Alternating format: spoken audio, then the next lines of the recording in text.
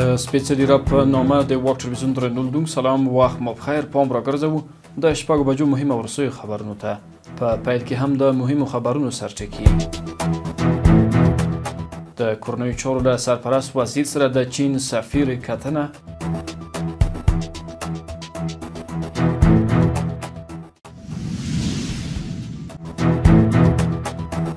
د شاه او عروس اوبو بند ګټه اخیستنې ته سپارل کېدل.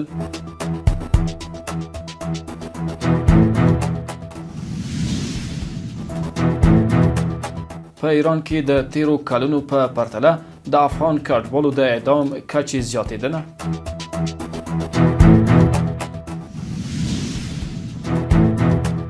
او په نړۍ کې په چټکۍ سره د اسلام دین خپرېدل.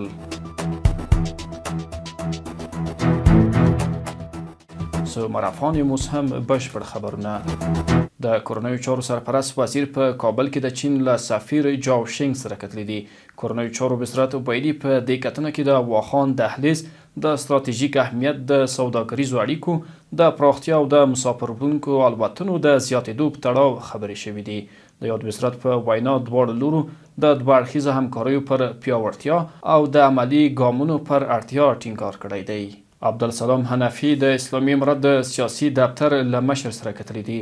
د ارګ له لوري په یوه خبرپاڼه کې راغلي په دې کتنه کې قطر کې د اسلامي امارت د سیاسي دفتر مشر سهیل شاهین وویل سیاسي دفتر د تل په څیر هڅه کوي د سیمې او نړۍ له هیوادونو سره د اړیکو د تامین او پراختیا لپاره مثبت او رغنده رول ولوبوي او د اسلامي امارت د ګټو دفاع وکړي. د خبرپاڼې له مخې د رئیس الوزرا اداري مرستیال عبدالسلام حنفي وویل په دغه دفتر کې د اسلامي امارت مسؤلین هڅه وکړي چې د سیمې او له سیمې ورهاخوا هیوادونو سره د اسلامي امارت اړیکې د تعامل او متقابل درناوي پر بنسټ پراخې کړي. د ماشومانو د ملاتړ صندوق یا یونیسف پر ایکس لیکلي سږکال په افغانستان کې څه باندې 1400 ماشومان له خپلو کورنیو سره یوځای کړي دي.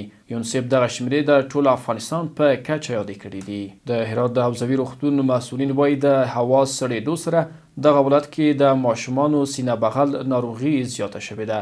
د مسؤلینو په خبره په ورځني ډول پر سینه بغل اخته 1000 تنه ماشومان د هرات حوزوي روغتون ته د درملنې په موخه وړل کیږي. تیره میاشت د هوا سړېدو له امله سینه بغل او ځینې نورې تنفسي ناروغۍ په پام وړ ډول زیاتوالی موندلی دی. د افغاني سرې میاشتې ټولنې په سوري زړه ناروغۍ اخته د ماشومانو یوه بله ډله هم په کابل کې 7 کورنیو روغتونونو ته د درملنې په موخه ورپېژندلې ده. افغاني سرې میاشتې ټولنې په خپره کړې خبرپاڼه کې ویلي 24 ماشومان چې اوس مهال د سوري زړه له ناروغۍ کړېږي په هیواد کې دننه روغتونونو کې به تر درملنې لاندې ونیول شي چې لګښت یې د افغاني سرې میاشتې له لوري ورکول کیږي. د کرنې اوبو لګولو او مالدارۍ وزارت د قوشتېپې کانال د جوړولو په کار کې د چټکتیا لپاره د دولتي بنسټونو ترمنځ د همکاریو پر پیاوړتیا ټینګار کړی دی. د ملي پراختیا شرکت د شمیرو له مخې اوس مهال د قوشتېپې کانال د دویم فاز د کیندنې چارې 80 سلنه مخته تللي دي او په دې برخه کې 60 قراردادي شرکتونه د شپې او ورځې کار کوي. د اوبو او انرژۍ وزارت له لوري د کابل په شکردرې ولسوالۍ کې د شاه او عروس بند ګټې اخیستنې ته وسپارل شو. د اوبو او انرژۍ سرپرست وزیر عبداللطیف منصور د دغه بند د پرانیستو مراسمو کې ویل چې یاد بند به کابل کې د اوبو د کمښت ستونزه حل کړي.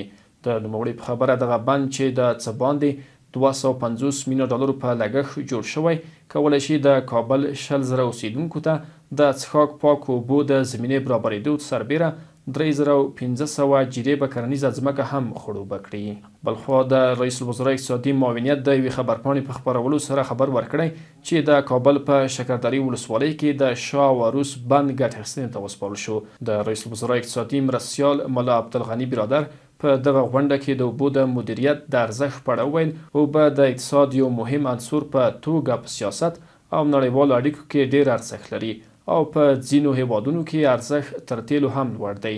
د شاه و عروس بند 8 متره لوړوالی لري چې 9.4 میلیون متره مکعب اوبو د زیرمه کولو وړتیا لري چې شاوخوا 3500 هکتاره ځمکه خړوبولی او 1.2 میګاواټه برېښنا تولیدولی شي.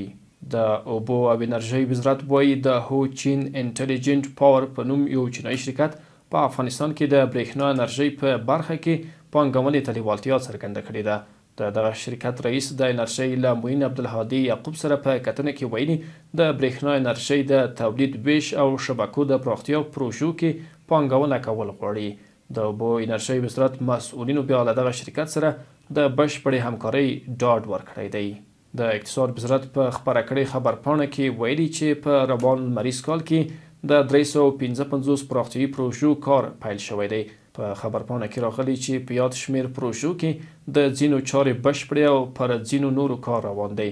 د اقتصاد وزارت بیان هم په دې اړه ویلي د دغه پروژو له ډلې 290 لا تر اوسه تر کار لاندې دي او 19 نورې په تدارکاتي پړاو کې دي.